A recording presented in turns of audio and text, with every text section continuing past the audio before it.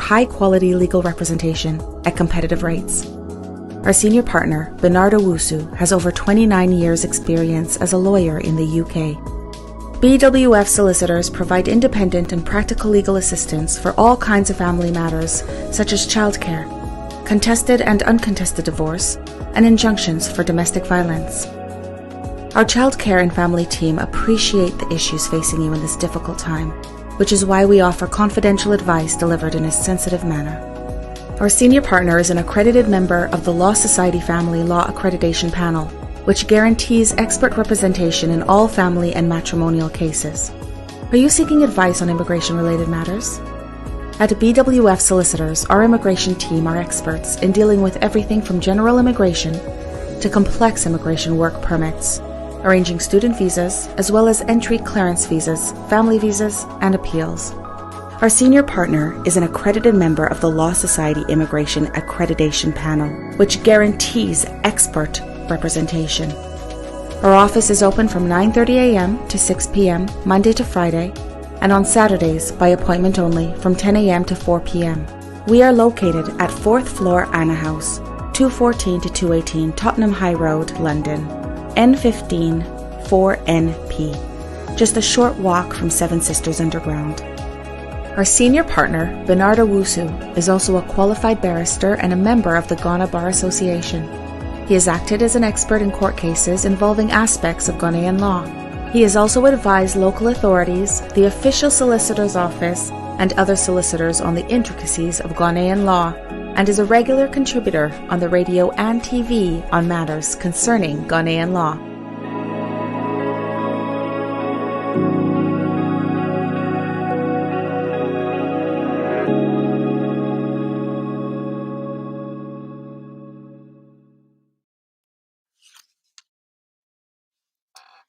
Hello, ladies and gentlemen. You're welcome to another edition of Hanging Out with BWF Solicitors. I hope you are all doing great. Today's topic is when parents can bring their children to join them in the UK. I had people asking me these questions when I, advertise this topic on our social media handles. And I believe some of the few questions that were asked will be dealt with by our learner solicitor and a partner of BWS Solicitors, lawyer Eunice Champong. One parent contacted me and was asking me, can one parent living in the UK apply? How about someone who's previously applied to have the child joined her in the UK but was refused? Can she apply again? These and many more questions will be answered by lawyer Eunice Champong.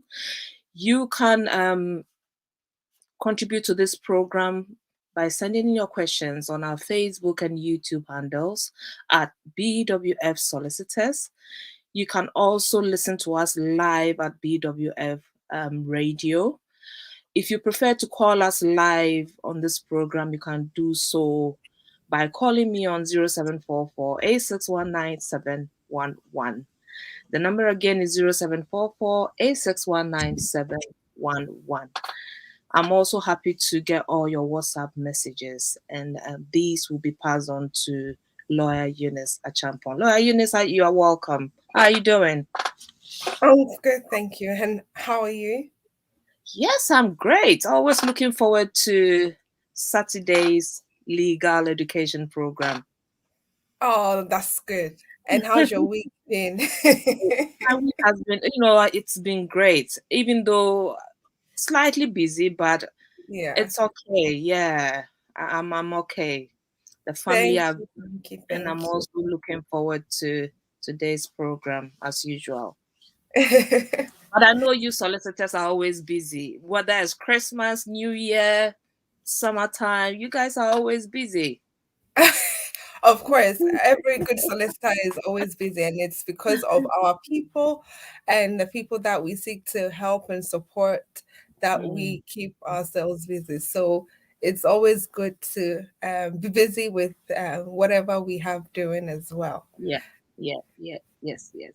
May I also remind all our viewers that please share this program live, transmitting live. Do so, send to all your contacts. And I believe that someone in your contacts will benefit from this educational program. I also would like to also tell those who probably are not familiar with Facebook, you can also join us on our YouTube channel at BWF Solicitors. Lawyer Eunice, back to you. Have you got any updates for us for the week? Okay, so usually people are sort of frustrated that they are not able to receive a decision, should I say, as quickly as possible because maybe they've made an application 9 months Mm, ago or a year ago and they still haven't had any response. And that is an issue for them because, of course, they want to have their employers take on their biometric cards and allow them to continue working. And for those oh, that um, obviously have other things to do like travel and the rest of it, that mm, puts a hold on everything else. And so, of course, where you feel that there has been a delay, there's always the complaints email, and then there's the online complaint, which you can also make a complaint through. So if you are in such a circumstance and you feel that you still are waiting for them to respond and they haven't responded as yet, please communicate to them by using their complaints email. And obviously, once they see that there are a number of people complaining about the delays, they may take action and do something about it. Most times, whenever we send a complaint, you will see that specific case workers working on a particular case will take it up and then try and respond or try and get you to send documents that they haven't yet received and the rest of it. So oh, the complaints do work as well. Some will try letter before claims. You could try that, but I don't know, prefer the complaints service where you make the complaints online on their service and then they are able to respond as quickly as possible. And for those who have the financial backing to pay for the super priority service, yes, you can pay for the super priority service without having to wait for that long period of time. And so, if you believe that on top of the application fee and the immigration health surcharge, you have an mhm. extra £800 to pay for the super priority service that they have for family life applications, then you can also pay that extra £800 for a decision to be made within 24 hours. And it's also available to people who are outside the UK who want to make settlement applications as well. I think for those outside the UK is about £547. And so if you want to pay for that priority service for a decision to be made within 5 to 10 working days, it is available for you to pay, and then a decision will be made quickly than the usual 6 to 12 months that people are having to wait. So yes, of course, always know that there is an alternative. If you can't wait, they may be it may be possible for you to also use the priority service as a means of beating the time. Mm. I Yes. hope. Okay, go on, Lawyer Eunice. Okay, okay. I was going to say that in terms of our travel updates as well, of course, um, Sunday, the 9th of January has passed. And so, if you are fully vaccinated and you are traveling and returning back to the UK, you do not have to take a coronavirus PCR test before you travel, and you do not have to take the PCR test when you arrive. You don't have to take the day 2, day 10 test, and it is available to you to take the lateral test just to make sure that you do not have the virus in you. But if you do take the lateral test and it seems that you do have the virus, you can take a PCR test to confirm that, and then Oh, of course you self isolate. For those that are not fully vaccinated, that means that you haven't taken maybe 2 doses of AstraZeneca or 2 doses of Moderna or 2 doses of Pfizer, then that would mean that once you travel, the old rules will still apply to you. So you would have to test before travel, you will have to test after travel, and self isolate for 10 days. days. Okay. Yes, and so that is in terms of our travel updates as well. And yes, lastly but not least, we do want people who are family members of EA nationals or EA nationals themselves who are living in the UK and who arrived in the UK before 31st of December 2020 to apply to the EU settlement scheme. I know thousands of people have, because the Home Office have said that they have received more than 3,000 applications. And so Mhm. we expect that if you are a family member or an EA national yourself, or you have retained your right as an EA national, or you do have derivative rights, please do make sure that you apply to the EU settlement scheme. For those who arrived after the 31st of December 2020, you will have to apply for a visa that will allow you to work and live in the UK. Or if you prefer to study, then you will need to apply for a study visa. So either you are applying for a skilled worker visa or a study visa in order to continue to remain in the UK. Wow, wow. You know, when you were talking about the express service, Yes. my comment was, I hope they are not going to be in a haste making a decision. Well, the whole point is that they make a decision quickly. So they have all their boxes ticked, then Right. of course they will make a decision in your favor, because the whole point of the express service is to Yeah. make a decision as quickly as possible. So they have a tick box and they're looking for certain things. And usually I will say to individuals, um maybe if you're not legally trained, it's always better to get somebody who is legally trained to look over it before you send it Mm, off.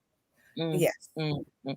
So, meaning if you pay the express, fees, Yes. the possibility of your application being successful is higher.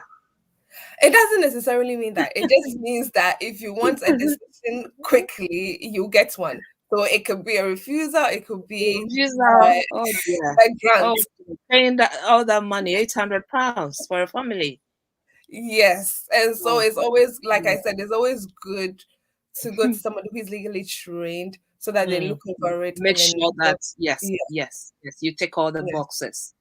Yes, yes. yes, yes. Right, right, right, right. Lawyer Eunice, about this topic, parents bringing their children to join them in the UK.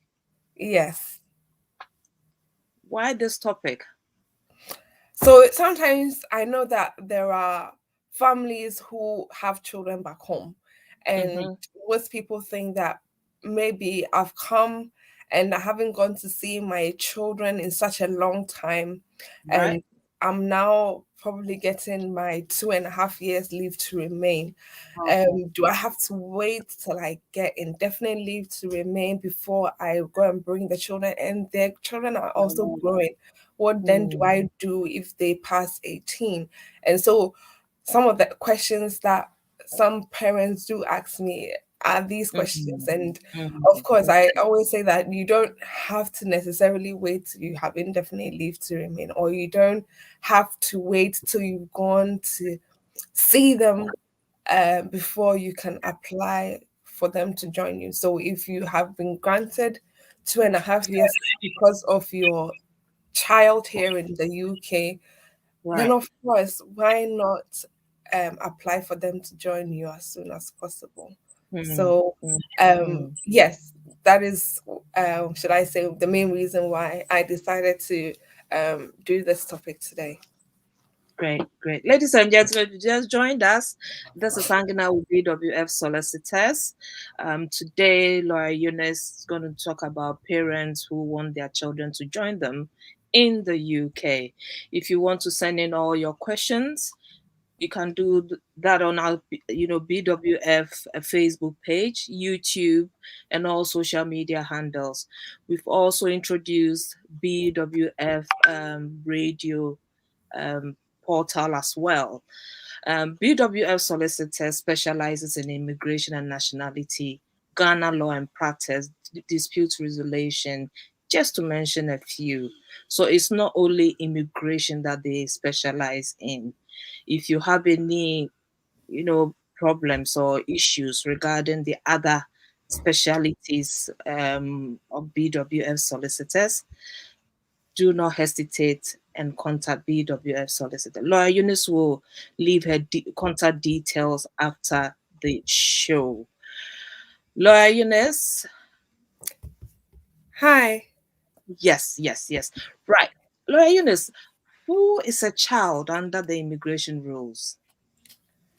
So usually when you look at our immigration rules, whenever you look at Appendix FM, which is the child route under Appendix FM, or Mhm. even paragraph 297 of the immigration rules, when it refers to children making applications to join their parents or relatives here in the UK, it Mhm. says that um, the child should be under 18. So the Yes. applicant who is the child should be under 18 and should not be living an independent life.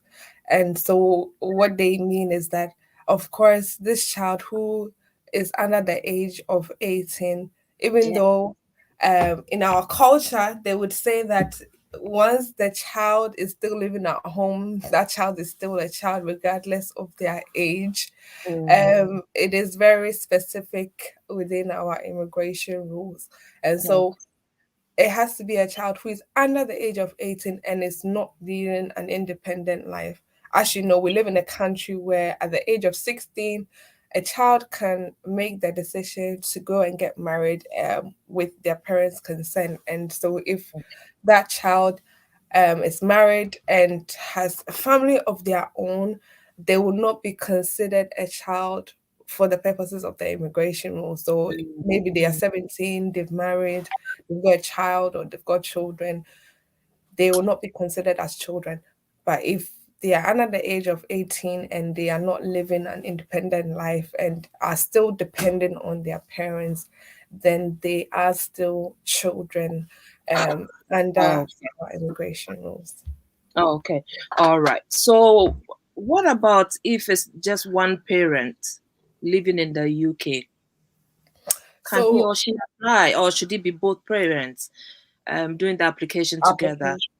Yeah. I mean, ideally, you would want both parents to be making the application. So, Okay.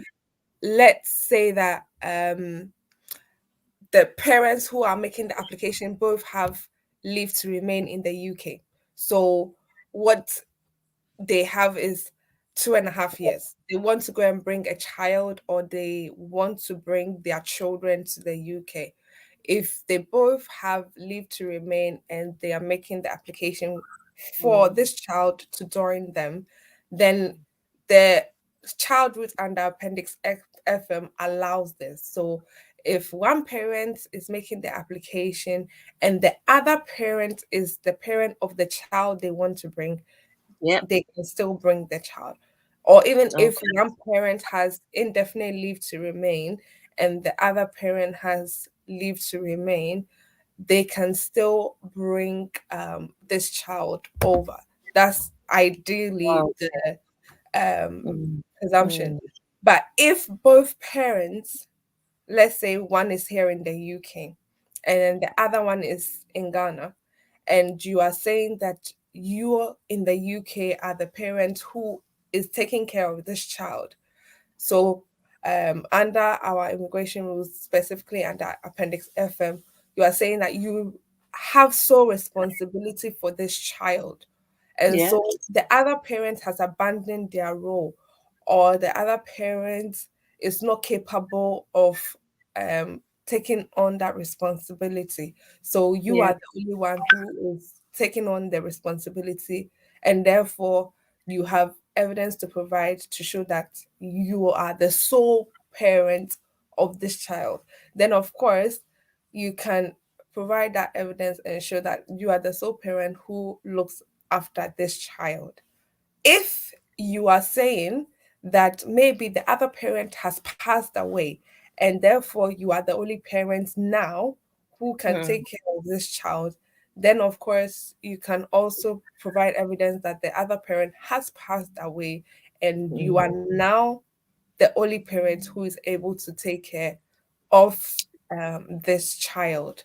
And so, of course, if you are proving that you are the only parent, you either have to prove that you are solely responsible or that the other parent has passed away, and that is why you are the one who is capable of taking care of this child.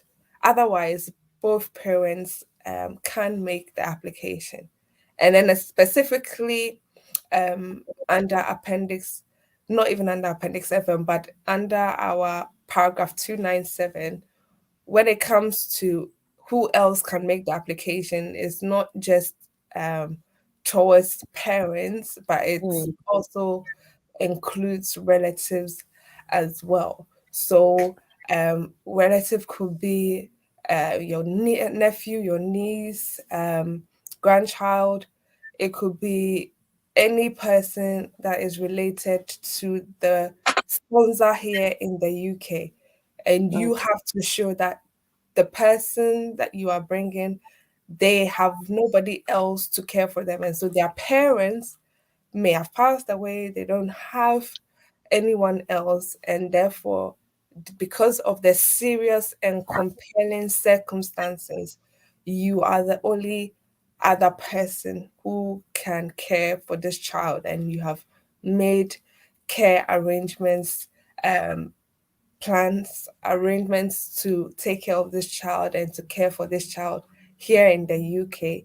And that is why you also want to bring them here. So it can be a parent, it can be both parents living in the UK, or it can be a relative who is also living here in the UK.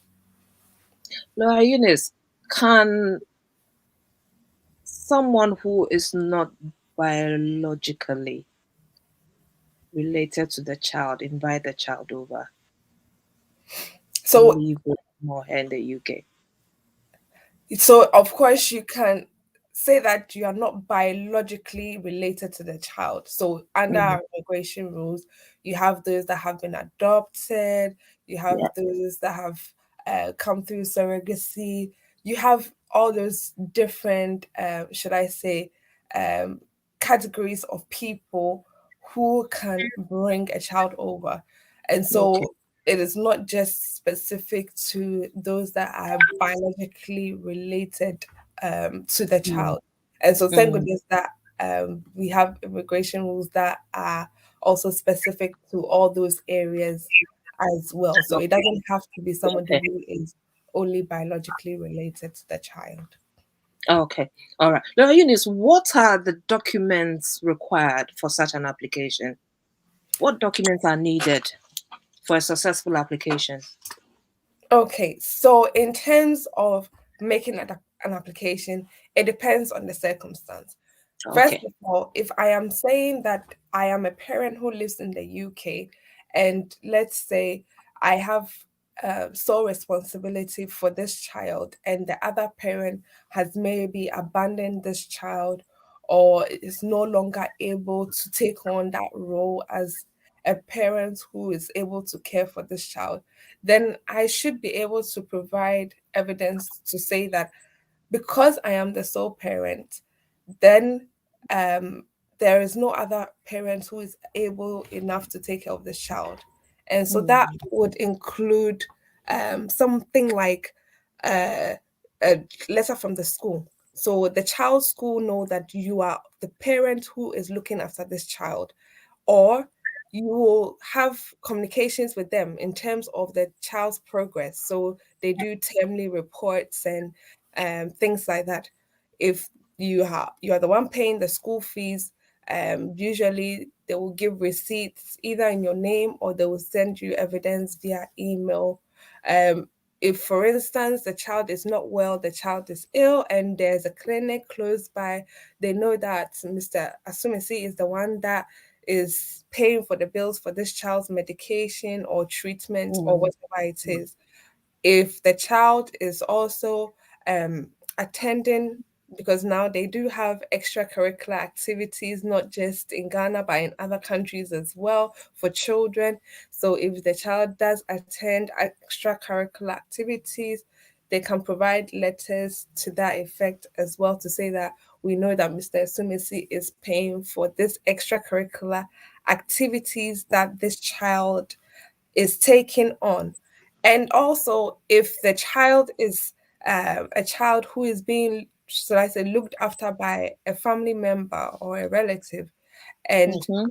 they are the ones who call you to tell you that the child needs A, B, and C, or the child has run out of food. We need to go and do some shopping for the child and the rest of it. Then, of course, that person can swear an affidavit to say that yes, they are currently guardians to the child, but they do notify you whenever the child needs anything. And because you are the child's sole parent, you make the decisions and the most important decisions regarding the child, such as the school they attend and the rest of it. And so that person can also swear an affidavit to that effect. Um, Mm. things like Okay. shipping receipts. People like to ship produce for like food and clothing and the rest of it. So Yep. shipping receipts Yes. are Yes. good. The money transfer receipts are good as well. And then anything else that you do send to this child. I know that most children will not have their own phones, but if the child is old enough to have their own phone and you want to also show evidence that maybe you are paying for their mobile phone bill, or you are communicating with them via mobile phone, you can also provide those as well. And then in terms of children, of course, themselves providing any evidence, I know that of course if they are old enough, they can always send cards, send letters, send things to their parents, just to show how much they love and care for them. So those can be provided as well. If it Mm. is both parents that live in the UK and they both have leave to remain, or one or both have indefinite leave to remain, Yeah. the same will apply. So apart from the fact that um, the person looking after them will have to swear an affidavit that it is this particular parent who makes the important decision in this person's life. They are saying that both parents who live in the UK are the ones who actually have care for this child, and they have left this child in my care temporarily so that when they are okay, or when they have made suitable arrangements, this child can join them here in the UK. So those documents, such as the letters from the school, Mm. hospital or clinic letter, the money remittance receipts, things like the school fees receipt, the shipping receipts, WhatsApp communication or messages, all of those things will still apply as well. Just so that, of course, we know that both parents are here, they have indefinite leave, or they have leave to remain, and Mhm. they would like for their child to join them here in the UK. And also, it goes without saying, They always want you to be able to say that you can care for this child without recourse to public Public funds. funds. Yeah. So you should be able to show that you can accommodate this child without taking housing benefits or going to the council for help. You can Mm. also provide for this child and maintain this child when they come without going for extra benefits such as child tax credit or working tax credit. So they Okay. want you to be able to show that Mm. you can look after this child. And so even if you're working part-time and maybe you're receiving just a child benefit, they want Yeah. to see that your income at least will meet the income support rate that they give to parents and children in the UK. And so, of course, you should be able to show that you can adequately maintain the child and your other family members, as well as accommodate the child and the other family members as well. Wow. Wow. So, Lawyer Eunice, what if the person wants to bring over his or her nephew or niece, not necessarily a daughter or son? Mm. Can that be done? Yes, so if the person wants to bring over a daughter, I mean a nephew or a niece, they have to be able to show why the Niece, yeah. parents are not capable of doing so. So you're not just saying Okay. Okay. that the parents are still capable and then you as a uncle or Right. auntie want Right. to bring this Okay. child. Mhm. So you Mhm. have to be Mhm. able to show evidence that because the Evidence. parents, Right. yes, are maybe Mm. not capable or have abdicated their role. You are the only one that this child has, and you are the only person that can care for this child. And so, a lot of the time, either that you are adopting this child or you have a custody order to say that Yeah, you are you are calling the the person company? who can take Okay, this please hold on child a question. and care for them as well as any other person. And so once you have an order which says that you have care for this child, then Mm. making an application for them is a lot easier than Okay. when you don't have any other evidence to show All why the parents cannot care for the child. okay. So, Eunice, we've got a first caller on the line. Hello, caller. What's your name and where are you calling from? Hi, good afternoon. My name is Kim. I'm calling from Guildford. All right. Welcome to the show. What question do you have for Thank Lawyer you. Eunice? I want to find out if I was married to a British citizen and then I've acquired my indefinite leave to remain. After a year, what sorts of form would I need to apply for my naturalization certificate, please? All right. Lawyer Okay. Eunice, did you get the question? So he has his indefinite leave to remain. He wants to Yes. apply for naturalization as a Yes. British citizen. So Yes. he's asking what form? Is that correct? What documents or forms? Forms. Oh, Forms. okay. So What? in terms of the form, he will be filling in a from AN. So A for Alpha, N for November. So that is the form he will be filling in to basically naturalize as a British citizen. Mm. All right. Has Lawyer Eunice answered your question? Yes, thank you so Oh, much. okay. You're welcome. Have a good day. If I got it clear, is it Form A and A Yeah, for Apple, Alpha N N for for November? November. Yes. Yes. Okay, All thank right. you so So, much. in case you have any other difficulties, Lawyer Eunice will leave her details at the end of the program, and feel free to contact her, and she'll be able to help you. All I right. will do. I will Okay. do. Thank you All so right. much. You're welcome. Bye bye. Right, ladies and gentlemen, this is Hanging Out with BWF Solicitors. Today we're talking about parents bringing their children to join them in the UK. I have with me Lawyer Eunice Achampong. She's a solicitor and also a partner at BWF Solicitors. And I'm also your host, Vicky Newton. If you want to send in your questions, you can do so on our Facebook and YouTube handles. If you want to call us live in the studio as well, of course, you can call me on 0744 711. The number again is 0744 711. You can also send me a WhatsApp message and I'll be able to pass it on to Lawyer Eunice. Please share this program for all your loved ones to also, educate themselves and also know what is going on when a parent or a relative of yours is planning to bring their children to join them in the UK.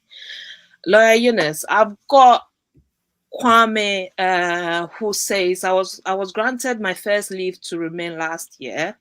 I got a part-time job in November 2021 and I'm being supported financially to pay the rent. When will it be possible for me to apply for my daughter to join me in the UK? She's currently 17 years old.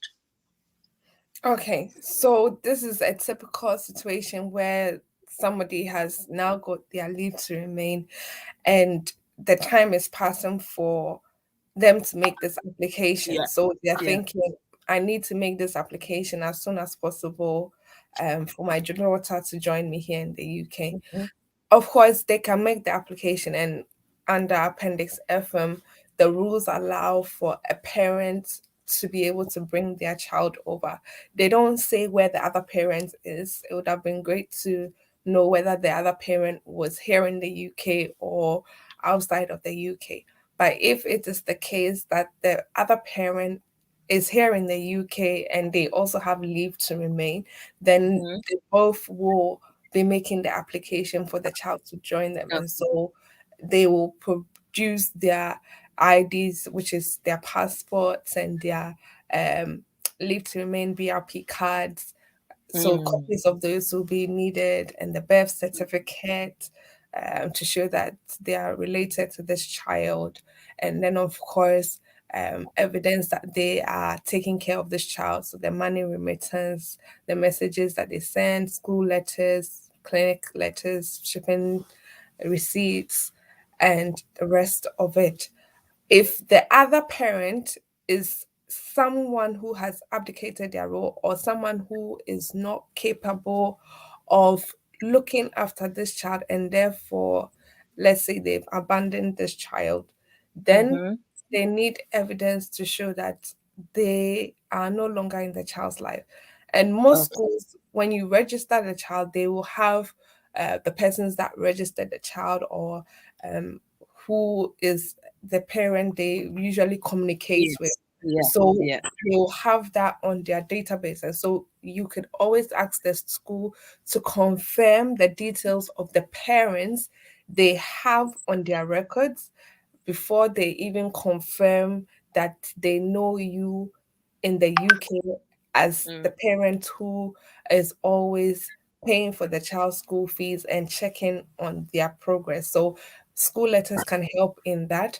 If you are saying that you are the only parent that this child knows, and of course you provide for this child, letters um, from, let's say, the clinic as well can confirm this. If they go to a particular church as well and they know you as the parent, the letter from the church can also confirm this. And then if the guardian who is back home is the guardian that you left the child with before you were coming, you will let the guardian also swear an affidavit that they Mm. are the ones that have been communicating with you to make decisions for the child. The other parent has not played any role whatsoever in the child's life, and that affidavit will also help, and as well as other documentations such as the money transfers, the shipping, the school fees receipts, and the rest of it all go a way to help in support of the application. So depending on where the other parent is, then Mm-hmm. of course he will be able to make this application for his daughter to join him here in the UK. And so it doesn't matter that he's now gotten leave to remain, or that his daughter has turned 17.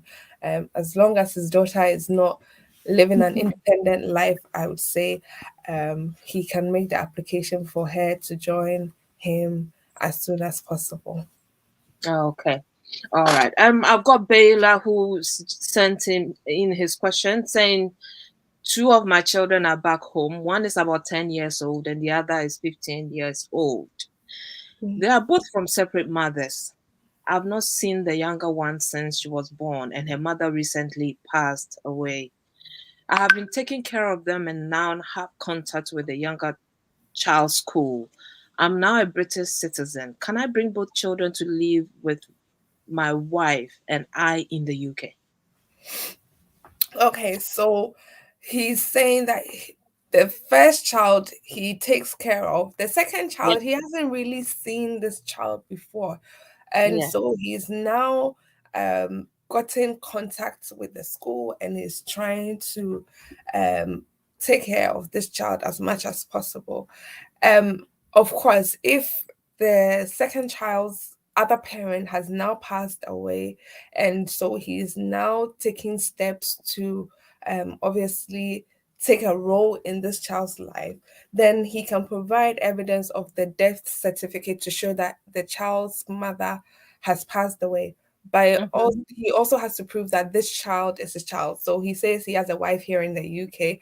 So it's important that he proves that both children are his children. And so the birth Okay. certificate for him showing that he's the parent of the child, because he says he's never seen the child since the child was born. Was So born. if his name is not on the birth certificate, then he will definitely need to do a DNA test to prove that Mm, this child is his child. In relation to the first child, I'm not sure whether the other parent is in that child's life, but it seems that he's been taking care of this first child. So yeah. if his name is on the birth certificate as the child's parent, then of course he can go ahead and say that he is the parent or the father to this child. And then he has to show that maybe either his wife here in the UK is the parent, or if it is another um, mother, because he says they are from separate mothers. So I'm not sure whether the first child is with his wife here in the UK or with another lady. So if it's with another lady, then of course he has to show that he has sole responsibility for this child. Yep. Whereas if it is his wife who is here in the UK, who is the other parent, then of course, if the application for the child is made, so let's say because he's a British citizen and maybe his wife who is here in the UK maybe only has leave to remain. If that Oh, is the case, the child will apply under Appendix FM and will be given leave to remain as well. So the child is not um, going to come with the same leave that the father has, but the same leave as the mother in the UK. If the child's parent is not the parent who is in the UK and is the parent in Ghana, then of course the child's other parent um, will have had to abdicate or abandon the child, and that is why the father who is here in the UK is mhm. making the application. So either way, they can provide evidence to show that either both parents are here in the UK, or the parent who is here in the UK is the one who is solely responsible for this child. And he has to definitely prove that the children are his children, and the second child's mother has passed away. And that is Mm, why he's now taking responsibility for the mm, child. And it goes mm, without saying, other documents, which include the school letter, letter from the clinic or mm, hospital mm, or church, affidavit from the person who is caring for this child back home, and other evidence, which includes the money transfer, shipping receipts, and cards and the whatnot, can also be included to show the relationship between them and this child. If they have traveled before to go and see this child because he says he has British citizenship, he can show that he has visited the child or the children before, and Okay. they've spent time together on each occasion when he has visited, so he can provide those as well. Okay. I think he has a follow-on question. He says, I forgot to mention that I previously applied for the eldest child and he was refused because they stated that his birth certificate was not genuine. Can he still apply if he was once refused? And what is the likelihood of a successful application? Okay, so there will be situations where people would have made applications and it would have been refused for one reason or the other. In his Yeah. case, they're saying that the first child was refused because they said the birth certificate was not genuine. There will be situations where, for instance, some parents may not have made the application for a birth certificate in time. So I know that like in Ghana, for instance, they have the birth certificate they give you within a 12-month period when the child is born. And then after that time, you have to go and Mm, make a proper birth certificate for the child. And then there are those who may have done the birth cert and then may have misplaced it, or the birth cert may have been destroyed mm, for mm. one or two reasons. And so could have had to go and get a new copy of the birth cert. And I wish most African countries will keep a record so that as soon as they go and say, my birth cert has been destroyed. Can I have a certified copy of the other one? Yeah. Let's say. Yeah. Unfortunately, that is not the case. And so I think they are now trying to put things on record so that it is easier to get a certified copy rather than going back to have a new one done. But for Mm, most people, if they've destroyed it or misplaced it, or they didn't have the birth certificate done after 12 months, the mm, process will be to go and have it done at the birth and death registry. So, depending on which country you are from, you will have to show that it was indeed registered within the proper or the competent authority, and you followed the right procedure to get it. And if you can get a letter from the authority, it might be a birth and death registry like we do in Ghana. If you can get a letter from them to say that it is a genuine birth certificate and it was recorded on so and so date and issued on so and so date by this particular registrar, blah blah blah, then that can help, should I say, negate their allegation that it was not a genuine document, because they can say anything to basically refuse an application. It doesn't mean that the basis of their refusal is correct. So as long as you have evidence to show that it was a genuine document, that should help in making the other application, because you want to make sure that you are addressing the reasons why the previous application was refused before making another application. You don't want the consequences of them refusing the application and then giving you a 10-year ban as well. So you definitely need to address any refusals based on the document not being genuine. Yes. no, Eunice, this has been a big problem for a very long time. Yeah. Yeah. Any birth certificate that is presented coming from Ghana or any other African countries, most of the time they are rejected. And if you speak to such people, I could tell you I had few friends who Mm, got their certificates from birth and death mm, department, yeah. and still they were told it's not genuine. It's Yeah. been a very big problem. Yeah. Is it because it's coming from Africa, or don't they believe the system where they do request these documents? So in the end, I had to advise few of my friends to go for a DNA Mm, mm, mm. And they always bring up this report made by the USA saying that most of our birth certificates are not genuine. And so, because of that report, they are saying that most of our birth certificates, which have been issued, may have been issued not genuinely. There are some Okay. caseworkers who will go to the extent of going to the births and deaths to get verification. But for those that do not get verification from the births and Mm. deaths, Yeah. they are just making an allegation. And therefore, if it is just an allegation, then it is up to Mhm. us to prove that they are just making an allegation and what they are saying Right. is wrong.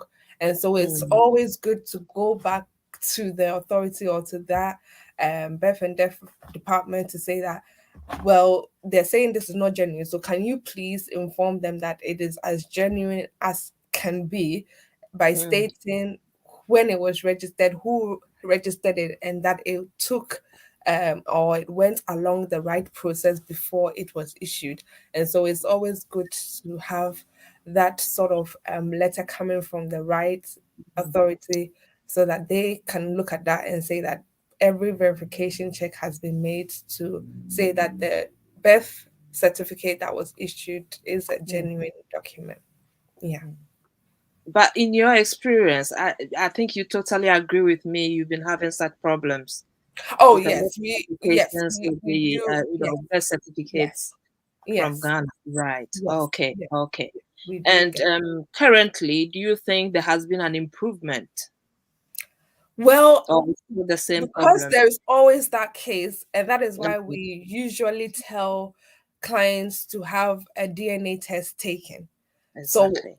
yes, you don't want to find yourself in that predicament. So, we will tell you go and have a DNA test taken and then let it prove whether it's your biological child indeed, or Yeah. you could go to the birth and death registry for them to Mm. issue a letter that the birth certificate was issued to you and it is a genuine document that has been recorded on their system. So either way, that will help as well.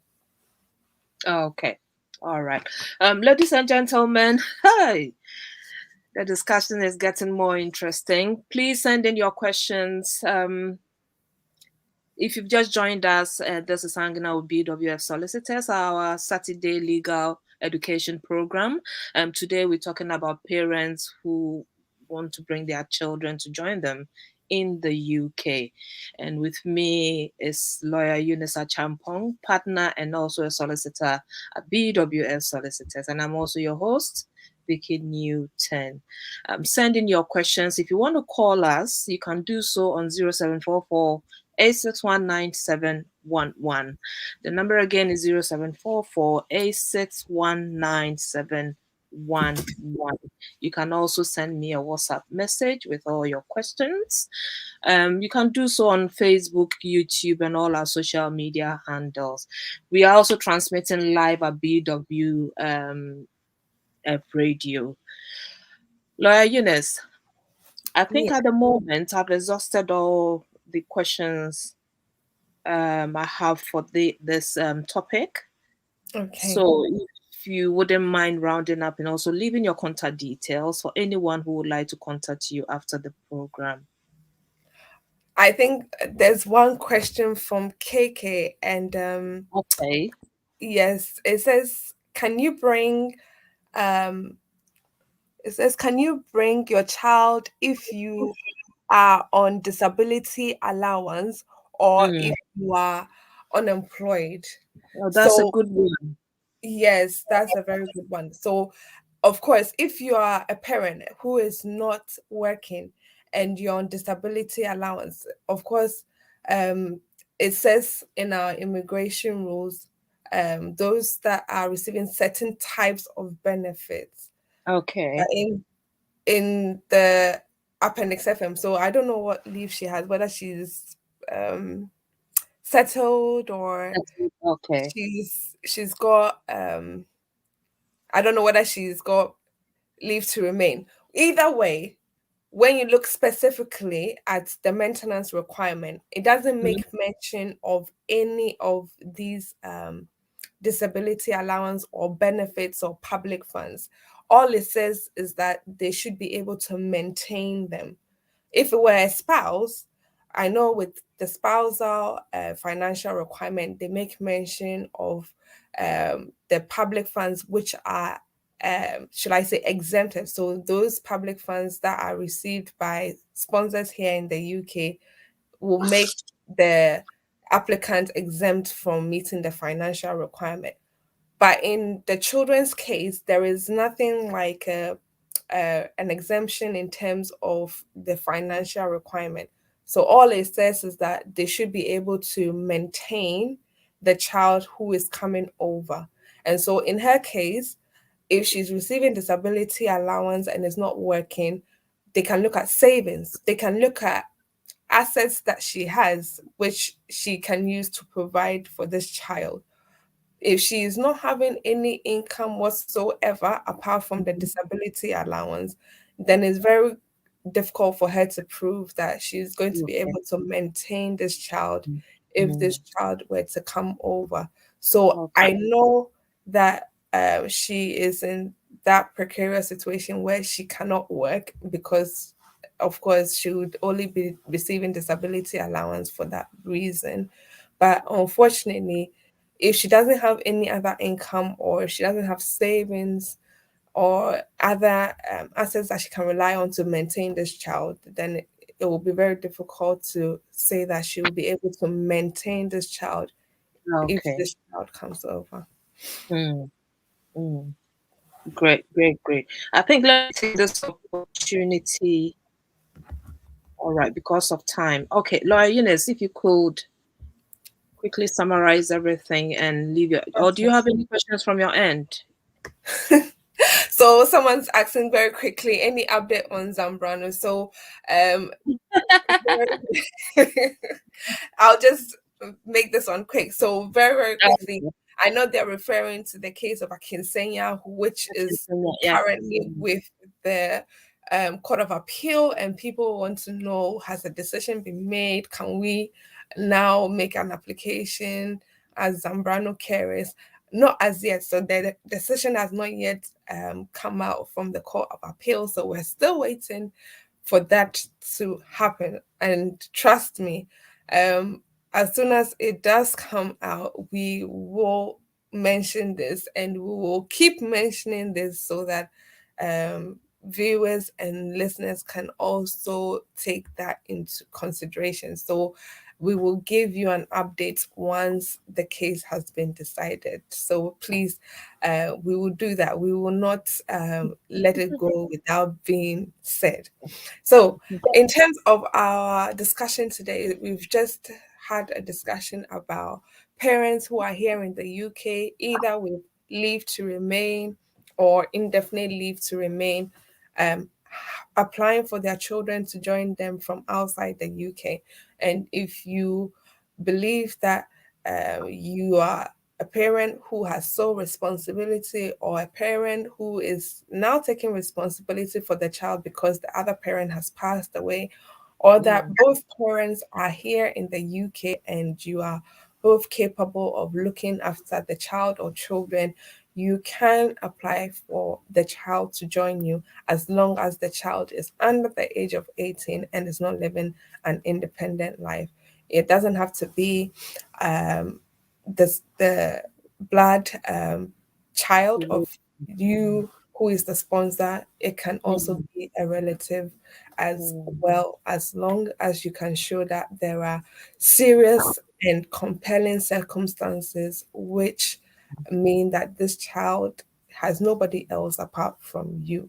So if you do have any questions regarding this topic or any other issues which you will need legal assistance, do not hesitate to contact me at BWS Solicitors. We are situated in London. Our address is the fourth floor of Anna House, 214 to 218 Tottenham High Road, London. Our postcode is N154NP. So N154 4NP. We are open from Monday to Friday, 9:30 a.m. to 6 p.m. Our office number is 0208 493 7340. So 0208 493 7340. And of course, we are always keeping to the government guidelines in terms of corona as well. So we're making sure people hand sanitize and have their face mask. And if, of course, we can keep the social distancing, we make sure that we do keep social distancing as well. Thank you so much for joining us today, and we will see each other hopefully next week, Saturday. Okay, right. Ladies and gentlemen, before I close this program, I would like to announce that BWF solicitors will be having their Community and the Law program on Facebook Live at 4 o'clock today. Facebook Live at 4 o'clock today. And what they will be talking about is the health and care migrant route to settlement, how to make a successful sponsorship application as an employer. The health and care migrant route to settlement, how to make a successful sponsorship application as an employer. So this program will be hosted by Moreku Frimpong, and the guest is Mr. Bernard Owusu. So please join BWF solicitors on Facebook Live today at 4 o'clock for this very interesting program. You know, coincidentally, a friend of mine called and said she has a friend, medical doctor friend in Nigeria, who would like to join this scheme, but wasn't sure how to go about it. So I just smiled when I saw the flyer yesterday. Yes. Because I realized a lot of healthcare workers would like to, get on board this scheme, because we need more health professionals. The NHS are really short of staff, nurses, healthcare assistants, even doctors. So it's a very good initiative. I think we'll have more people coming in to help with the NHS. But the only disadvantage is that they are moving here. So who is going to take care of our moms and dads back home?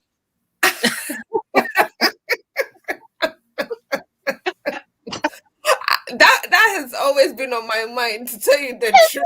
I'm thinking.